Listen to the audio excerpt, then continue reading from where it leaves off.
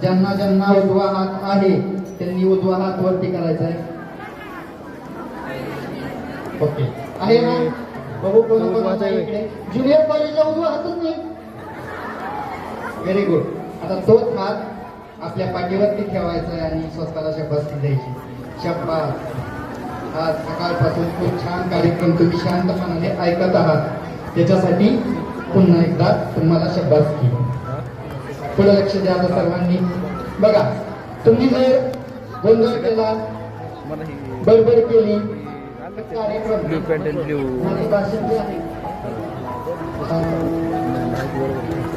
तुम्ही जर बडबड केली तर 1 तास भाषण चालेल.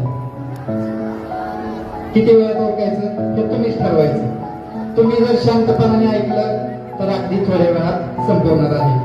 बघा, ज्या मातीमध्ये संतांची वाणी आणि वीरांच्या तलवारीची धडपड ऐकू येते, अशा या महाराष्ट्राच्या साधू संत महापुरुष, तसेच देशासाठी प्राणाची आहुती देणारे, आपल्या देशासाठी प्राणांची आहुती देणारे सर्वच शूरवीर आणि क्रांतिकारक यांना मी या मराठी दिनी आणि विज्ञान दिनी सर्वप्रथम विनम्र असा अभिवादन करतो, मुजरा करतो. 27 फेब्रुवारी कवी कुसुमाग्रज यांचा वाढदिवस. अर्थातच मराठी भाषा गौरव दिन, परंतु हा आजचा जो सोहळा आहे तो दुहेरी आनंदाचा सोहळा आहे. आणि त्याचं कारण पण असं आहे की आज जो 28 फेब्रुवारी विज्ञान दिन आहे आणि कालचा झालेला मराठी दिन, हे दोन्ही सण आपण परंपरेनुसार एकाच दिवशी साजरे करतो.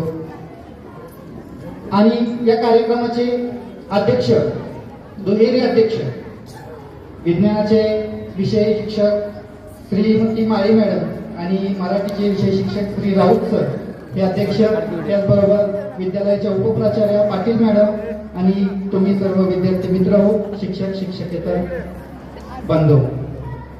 खरं तर आजच्या शुभ मुहूर्ताच्या दिवशी, समारंभाच्या दिवशी मला एक ओळ आठवते मराठीची. ती म्हणजे, माझ्या मराठीची गोडी मला वाटते अवीट, माझ्या मराठीची गोडी मला वाटते अवीट, जिच्या शब्दाशब्दातून पाजरी अमृत, जिच्या शब्दाशब्दातून पाजरी अमृत. विद्यार्थी मित्रांनो, एक मराठी शिक्षक म्हणून मी जेव्हा तुमच्या समोर उभा राहतो तेव्हा मला सार्थ अभिमान वाटतो. कारण मी अशा भाषेचा पाईक आहे ज्याच्यासाठी आपल्या मावळ्यांनी, शूरवीरांनी एका भाषेच्या एका शब्दासाठी आपलं प्राणपणाला लावले किंवा आपलं जीवन घालवलं. आणि खऱ्या अर्थाने 27 फेब्रुवारी म्हणजे कवी कुसुमाग्रज यांचा वाढदिवस हा केवळ एका कवीचा वाढदिवस नाहीये, तर हा प्रत्येक मराठी माणसाच्या अस्तित्वाचा सण आहे, स्वाभिमानाचा सण आहे.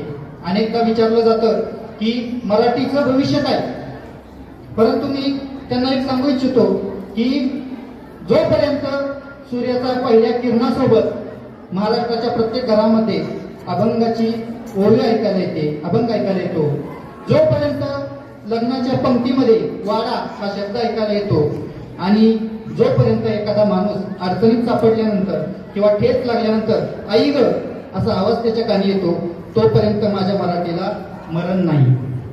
बोलायचं खूप आहे, मराठी भाषेचं उगम महत्व सांगायचं आहे, परंतु वेळ फार कमी आहे. थोडक्यात सांगेल मी.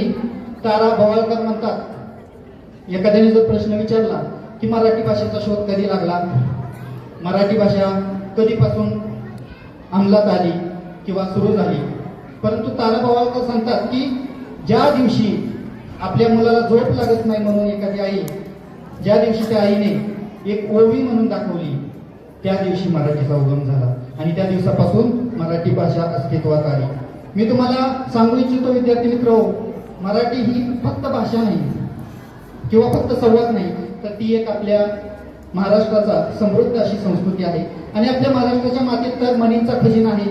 मन माहिती सर्वांना. मन बघा, तुमच्यासाठी एक मन अतिशय चपकल बसते, ती म्हणजे अति तिथं माती.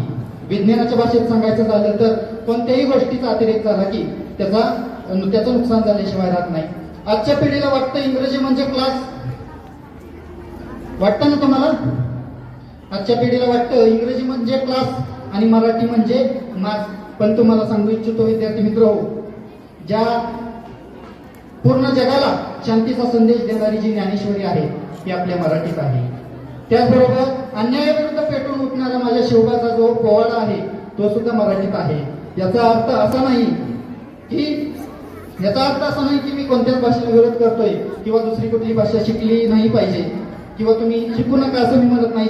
या उलट ज्या व्यक्तीला सर्वात जास्त भाषा येतात, उभा राहिलेले विद्यार्थी पटकन खाली बसा. तुम्हाला किती भाषा येतात? 5. बघा, ज्या व्यक्तीला सर्वात जास्त भाषा येतात ती व्यक्ती कोणत्याही क्षेत्रात आपलं नाव उमटवू शकते किंवा आपल्या नावाचा ठसा उमटवू शकते. बघा, याचं एक उदाहरण राजकीय क्षेत्रातलं सांगायचं झालं तर आपल्या देशाचे माजी पंतप्रधान PV नरसिंहराव यांना किती भाषा येत होत्या कोणाला सांगता येईल का? PV नरसिंहराव यांना 17 ते 18 भाषा, आपल्या भारतीय आणि परप्रांतीय अशा 17 ते 18 भाषा येत होत्या. बघा, मग आपल्याला साधी एक मराठी भाषा, आपली मातृभाषा आहे जी आपण जन्मापासून आपल्या आईकडून ऐकतो आहे, ती सुद्धा नीट बोलता येत नाही. इंग्रजी आणि हिंदीचं तर सोडाच. बघा, इंग्रजी आणि हिंदीचं तर सोडाच.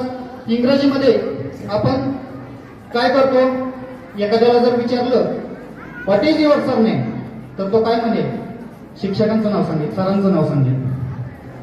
हिंदीचं तर सोडाच. आपण हिंदीमध्ये जर बोलायला लागलो तर मग बागते धाप पण पड्या असं आपण हिंदी बोलतो. त्याच्या पुढे बोलायला गेलं तर कालवनाचं पातेलं सांड्या असं आपण बोलतो. बघा, आणि आजकाल इंग्रजीची मोठी फॅशन आलेली आहे. म्हणजे आपल्या महाराष्ट्रातल्या मराठी शाळा असतील किंवा आपलं केतकेश्वर विद्यालय, जिथं सर्वसमावेशक शिक्षण देऊन विद्यार्थ्याचं व्यक्तिमत्व हे बहुआयामी बनवण्याचं काम केलं जातं. तरी सुद्धा बऱ्याच पालकांना वाटतं की माझा मुलगा, माझी मुलगी इंग्रजी माध्यमात शिकली पाहिजे, इंग्लिश मीडियमला शिकली पाहिजे. वाटतं का असं? तुमच्या पालकांना नसेल वाटेल, कारण तुम्ही मराठी शाळेत शिकताय आपल्या. परंतु काही पालकांना वाटतं की माझी मुलगी किंवा माझा मुलगा इंग्रजी माध्यमाच्या शाळेत शिकला पाहिजे आणि इंग्रजीची आपण अशी अवस्था करून ठेवली. बघा, नाती सुद्धा बदललेली आहे. जे आई वडील आहेत त्यांना मॉम डॅड म्हणायला लागलेत मुलं, आणि किती जण म्हणतात मम्मी पप्पा डॅडी, किती जण म्हणतात शाबास, हातवर केलाय ना तुम्ही, असे म्हणायला लागले. परंतु तुम्ही तर बरे, छान, तुम्ही तर खूप चांगलं म्हणताय, बरं म्हणताय. परंतु इंग्लिश मिडियमचे विद्यार्थी आहेत ना शहरातले, ते तर त्याच्या पुढे गेलेले आहेत. ते तर मॉमी, मॉमू, डॅडू असे म्हणतात. तुमच्याकडे इंग्लिश कोणी म्हणत? हा, व्हेरी गुड.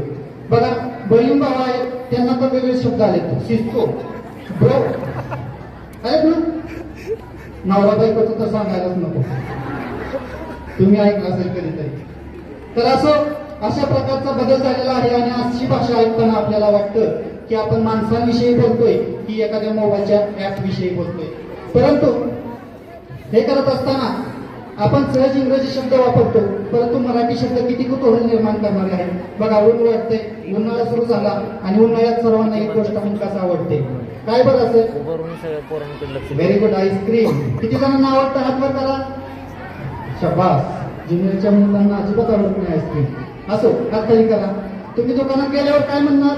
त्याला आईस्क्रीम मागायचं असेल तर आईस्क्रीम द्या, बरोबर आहे. परंतु जर शुद्ध मराठी भाषेत बोलायचं झालं तर आईस्क्रीमला काय म्हणतात माहितीये का कोणाला? कोण सांगेल? सांग. शाबास. काय?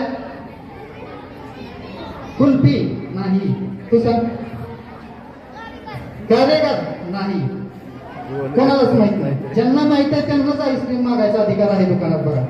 बघा, आईस्क्रीमला खरा मराठी अर्थ काय आहे माहितीये का? दुग्ध शर्करा युक्त घनीभूत पदार्थ. आजपासून दुकानात गेल्यावर आईस्क्रीम कोणी म्हणायचं नाही. काय म्हणायचं?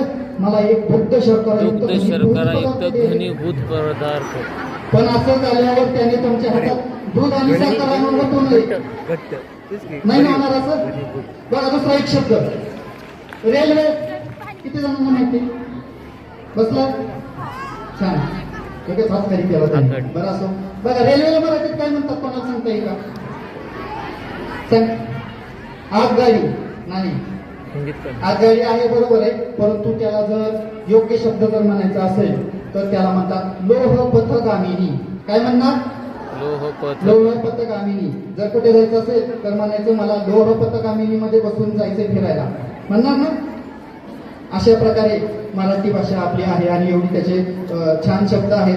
बघा इंग्रजीमध्ये जर एखाद्याला जर आता तिकडे बघा एक मुलगा गोंधळ करतोय, बडबड करतोय, त्याला जर म्हणायचं असेल इंग्रजीमध्ये रागवायचं असेल तर काय म्हणतात?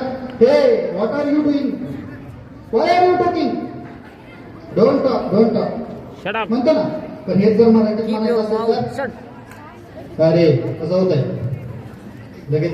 म्हणजे एवढं महत्व आपल्या मराठी भाषेत आहे. तर असं याच्यानंतर विवा शिरवाडकर मराठी भाषेबद्दल म्हणतात की परभाषेतील विवा पारंगत साधना करा तरी पण माय मराठी म्हणते इकडे हीच ओरड काय तरी. आज आपण एक संकल्प करूया, शेवटी सांगतो, आज आपण एक संकल्प करूया सांगतो की आपली जी ही मराठी भाषा आहे ती फक्त व्हॉट्सअप किंवा फेसबुकचं स्टेटस ठेवण्यापुरतं मर्यादित न ठेवता आजपासून आपण मराठीत बोलू, मराठी वाचू आणि आपली सगळ्यांची स्वाक्षरी म्हणजे सही